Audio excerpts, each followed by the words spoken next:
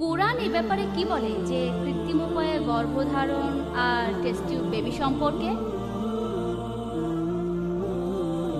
বোন, আপনি এখানে কৃত্রিম উপায়ে গর্ভধারণ আর টেস্ট টিউব নিয়ে কিছু জানতে চেয়েছেন। ইসলাম ধর্মে এসবের অনুমতি আছে কি না? বোন, কৃত্রিম উপায়ে গর্ভধারণ আসলে দুই রকমের, একটা হোমোজেনাস আর একটা হেটারোজেনাস। হোমোজেনাস মানে যে শুক্রাণু ব্যবহার করা হয় আর যে ডিম্বাণু সেগুলো হলো স্বামী স্ত্রীর। হতে পারে স্বামী অথবা স্ত্রীর কারো মেডিকেল সমস্যা আছে, তখন যদি তারা হোমোজেনাস পদ্ধতিতে কৃত্রিম উপায়ে গর্ভধারণ করে, ইসলামে এটার অনুমতি আছে। কিন্তু হেটারোজেনাস কৃত্রিম উপায়ে গর্ভধারণ, যেখানে আপনি স্পার্ম নিচ্ছেন কোন স্পার্ম ব্যাংক থেকে, এটা সম্পূর্ণ হারাম।